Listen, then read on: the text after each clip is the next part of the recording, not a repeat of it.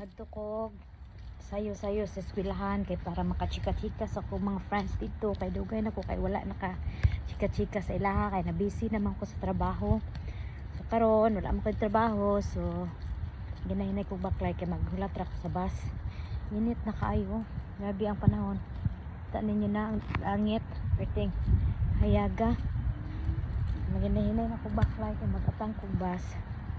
Dili na ako magbaklay pa ingon sa eskwelahan kay init na kayo, sakit na ang init. So magbas na lang ko, maghulat ko bus diri sa ano, kita mo ang init, pwedeng pagkasidla ka sidla kayo, sakit na jud kayo ang init. Paingon naman summer, December summer na kayo, paano ni siya, pahinay-hinay na ni siya summer, pwede na inita. Kita mo ang adlaw, sidla kayo, tanaw niyo ang langit, no? Diri ko maghulat sa kuan. Diri ko maghulat sa kanto. Ay, grabe ang hangin.